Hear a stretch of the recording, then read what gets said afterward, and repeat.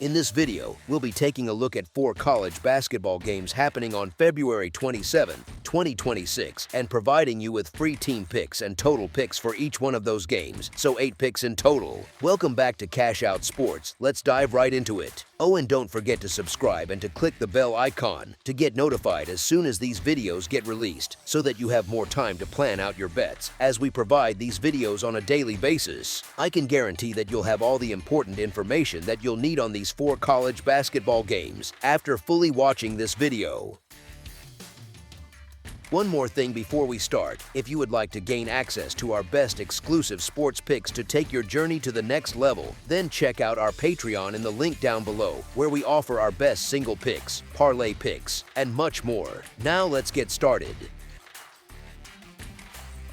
This Sun Belt matchup feels like one of those coin flip games that keeps odds makers busy and fans arguing in group chats. You look at it and see a tiny number between the teams on the board, the classic short price where one possession here or there suddenly feels like life or death for both side and ticket. Both teams roll in playing good basketball. Appalachian State with that steady 19-11 type of profile and a strong league mark. Texas State not far behind at 18-12 with their own solid run in conference. On paper, it sets up like the familiar script, the team with the cleaner record and reputation as the sturdier defense wearing the favorite tag, walking into the building of a so-called flawed but dangerous home underdog that everyone in town quietly believes in. The real story starts when you focus on how these two actually like to play, not just who they have beaten. Appalachian State leans into a slow tempo, long possessions, and a very disciplined defensive shell, the kind of identity that keeps scores modest and games controlled, which coaches love because it creates repeatable habits. That style is fantastic for winning a lot of nights. It is not always fantastic when you are asked to go on the road, keep that same slow rhythm, and still win by margin in a loud gym where every empty possession feels twice as heavy. Texas State is not racing up and down either. They are comfortable in a more measured game, but they use that slower pace differently. They let the energy in Strahan Arena breathe a little, they grind, they lean on physicality, and they give the crowd time to build into every stop and every strong drive, which can rattle a visiting group that is used to dictating terms. Home courts in college hoops matter a lot more than people admit in spreadsheets, especially in late February when students know the players know the rims, and everyone knows the stakes. The top guys on both sides, including the main scoring guard for Appalachian State and the versatile forward that headlines Texas State, are healthy and heavily involved, so there is no obvious talent gap safety net for the favorite. Instead, you get a matchup where the stars can trade blows, but the little connective pieces, the loose ball a role player wins or the offensive rebound a backup big steals, can swing everything toward the team feeding off its own band and student section. That is where the small spread suddenly starts to feel bigger. You are basically asking a slow, methodical Appalachian State squad to walk into a confident building, match the toughness of a Texas State team that has found a rhythm at home, and still clear that short number instead of just escaping with any kind of win. The market is basically saying these teams are close and nudging the roadside with a small nod to their overall profile, while the intangibles, the late-season urgency, and the crowd tilt quietly toward the Bobcats, and that is enough to make the home dog with the points the more appealing side. As our first pick for this matchup, the Texas State Bobcats to cover the spread as underdogs is our full game side pick. The conversation around this matchup naturally drifts to the total because of how both teams like to play. And honestly, it makes sense. You have two programs that are not trying to turn this into a track meet. They are much more comfortable in a half-court game where every possession is a small project. The favorite leans heavily into that slower identity, running deliberate sets, shrinking the floor defensively, and forcing opponents to spend time just trying to find a clean look.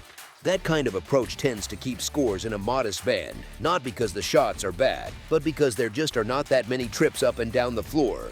It is like watching a game on 2 times slow motion. The drama is still there, but the raw number of chances for points is cut down. Texas State, for all the moments where they show they can score in bursts, is perfectly fine living in that same type of rhythm. Their better games this season often come when they can muscle teams in the paint, get to the rim, or earn trips to the line rather than sprint into early clock threes every time. Free throws, post-ups, mid-range touches, these things all chew the clock, and while they help you control a game, they also quietly starve the total of extra possessions.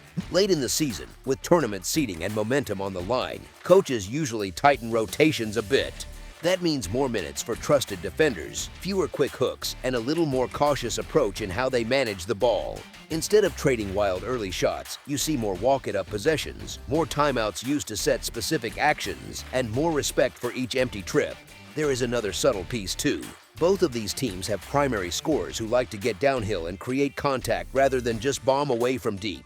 When games get whistle-heavy with that style, you might think points will pile up automatically, but long free throw sequences also freeze the game, give defenses time to reset, and keep things from turning into a true scoring avalanche. So you combine slower base tempo, coaches who trust their defense, star players who lean into physical, clock-using actions, and the added pressure of late February where every mistake is magnified, and you get a script that leans toward a final score that feels more controlled than explosive. The scoreboard may never feel dead because both teams have players who can make tough shots, but possession by possession the math of style, pace, and decision-making points more toward a total that lands on the lower side of what people picture when they hear Sunbelt basketball. As our second pick for this matchup, under the projected total is our full game total pick.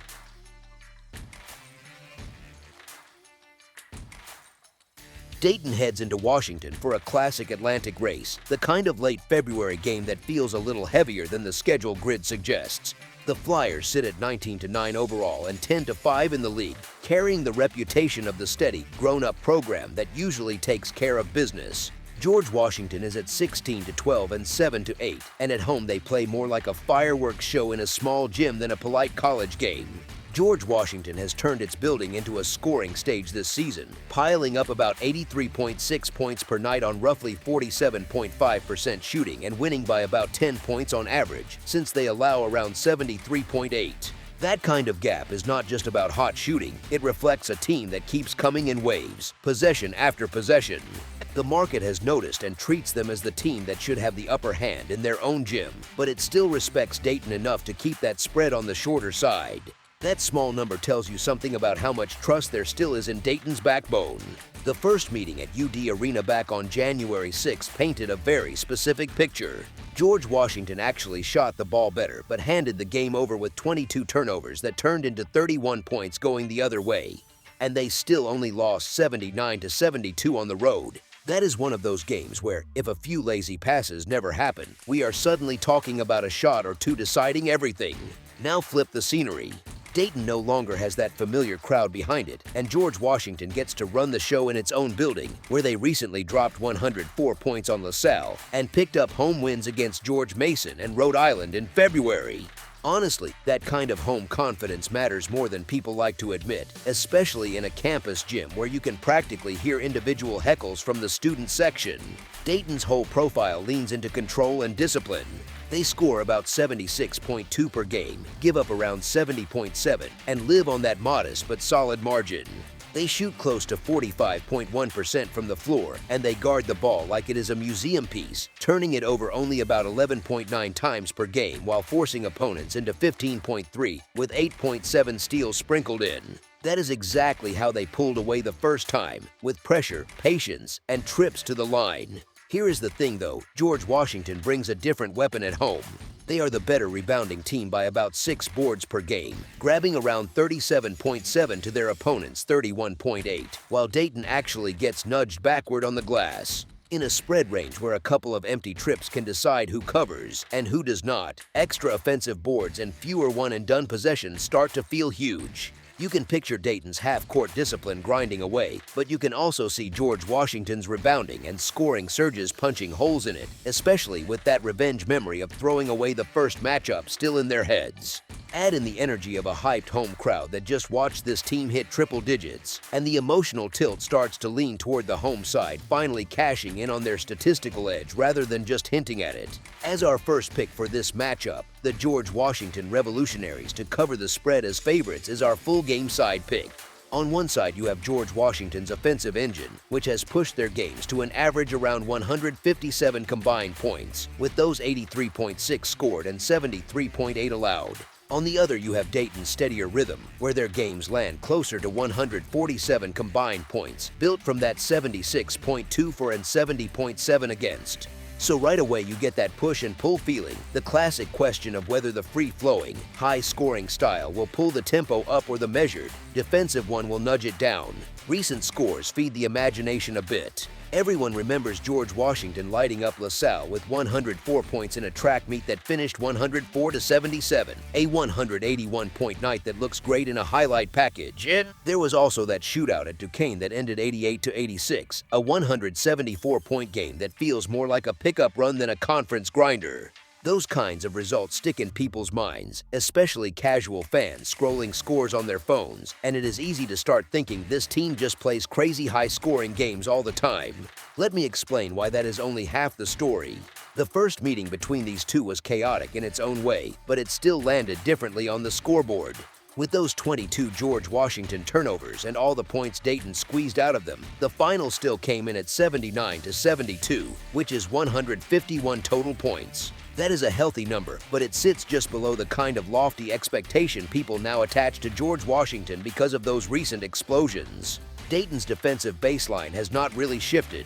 Over the whole season, they continue to give up around 70.7 per game, and their last stretch of games tells a calmer story than the wildest outliers suggest. They beat St. Louis 77-62 for a 139-point total, beat Duquesne 78-66 for 144, handled George Mason 82-67 for 149, and took care of Davidson 70-59 for 129. The one game that exploded was that loss at VCU that finished 99-73, which jumped all the way to 172 combined points. So most of the time, when they are not getting run off the floor, their games live in the high 100s and 30s to mid 100s and 40s. George Washington, for all the talk about fireworks, also has a quieter side that shows up when their defense and rebounding really lock in. The home win over George Mason finished 72-53, which is 125 total. The win over Rhode Island wrapped at 75-70, a 145-point game that feels much more like a normal college battle.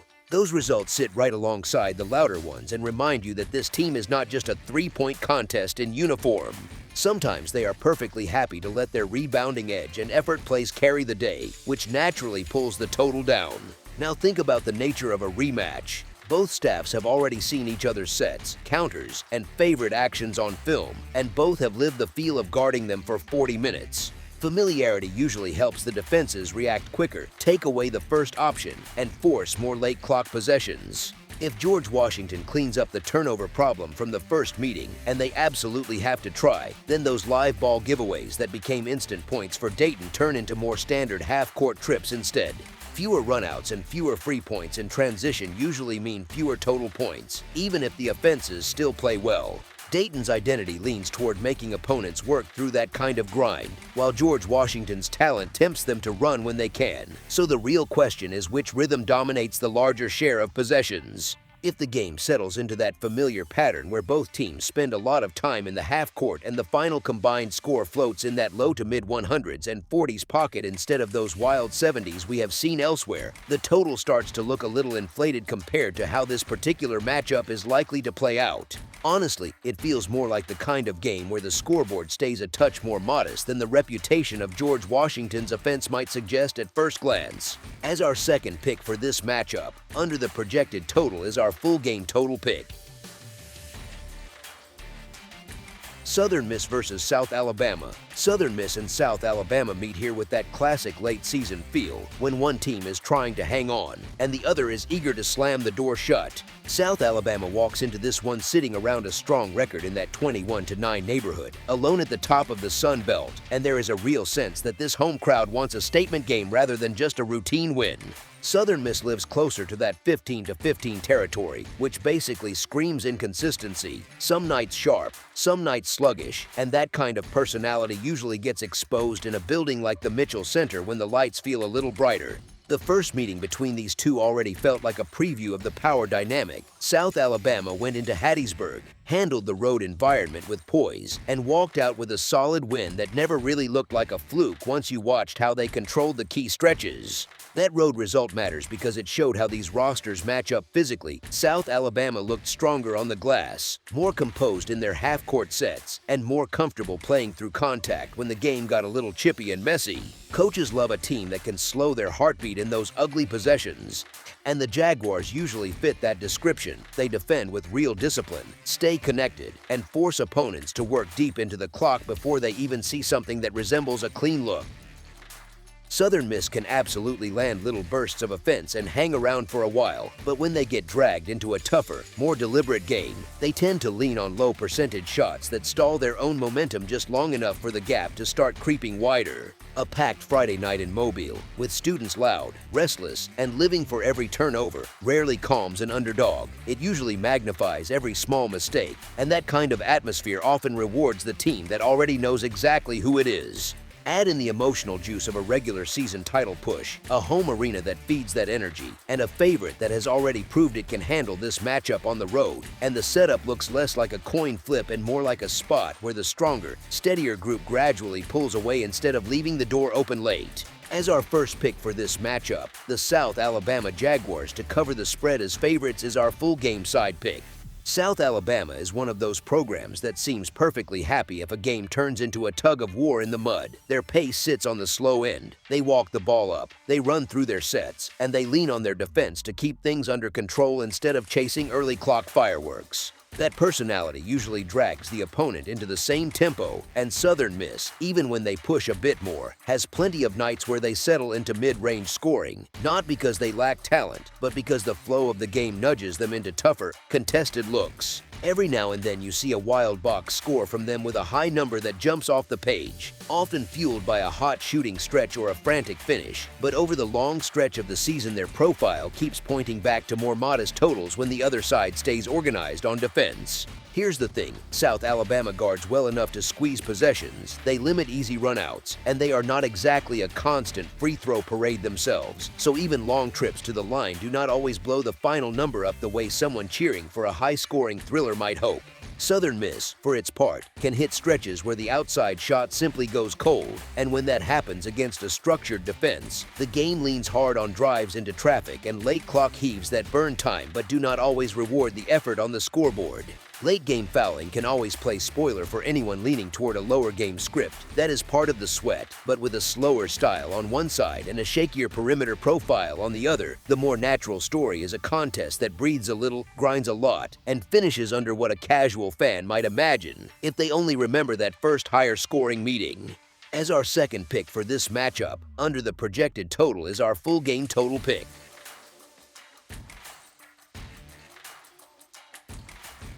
Coastal Carolina versus James Madison. Coastal Carolina heads into Harrisonburg on Friday, February 27, 2026, as the so-called afterthought that refused to stay in the background.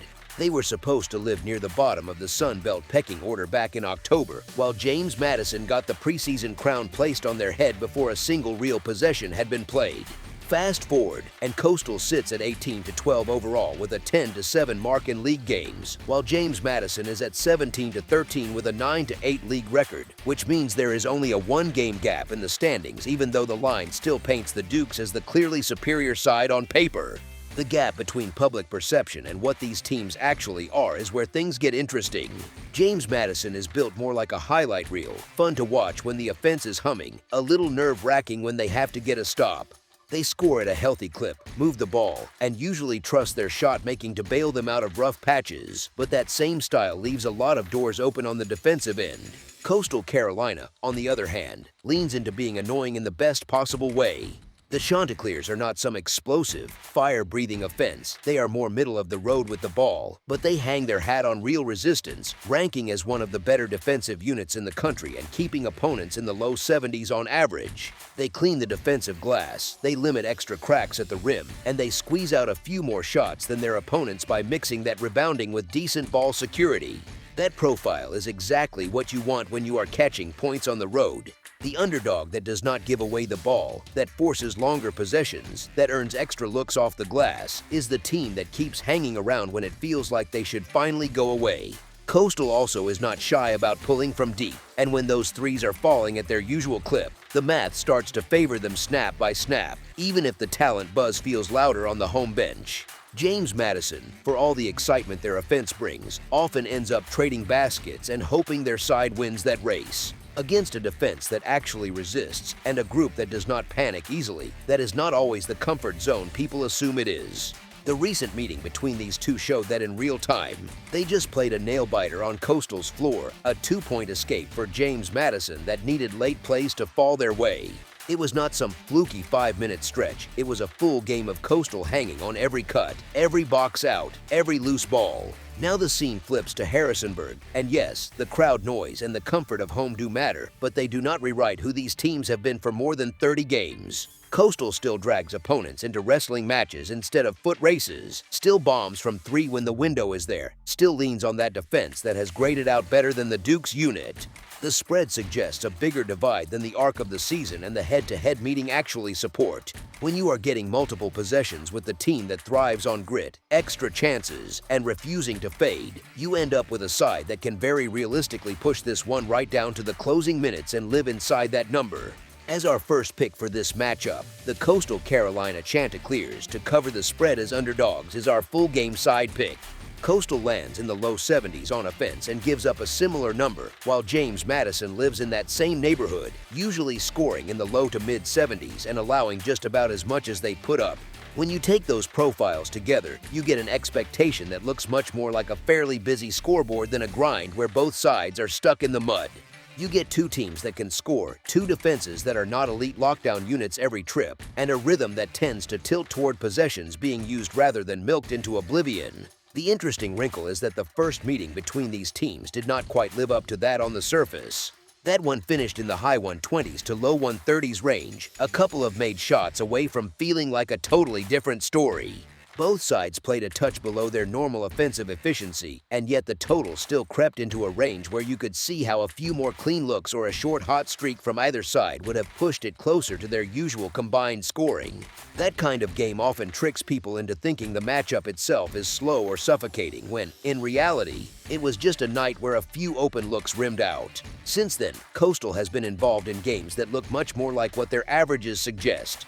There have been nights with both teams flirting with 80, and that wild triple overtime thriller where the Chanticleers and their opponent both soared deep into the 90s still lingers as a reminder that this team is far from allergic to points when the game opens up. James Madison has quietly stacked a run of games where their own scoring floor sits in the high 60s to low 80s as well, leaning on their offense to pull them through stretches where the defense feels a bit loose. So even though one earlier meeting landed a bit short of expectations, the broader pattern says these teams are much more comfortable in contests where the scoreboard is busy and the runs come in waves. Style supports that idea too. Both groups are willing to fire from deep, not in a reckless way, but with confidence that their shooters can punish soft closeouts or late rotations. Threes naturally raise the ceiling on a total because a single good possession suddenly counts for more.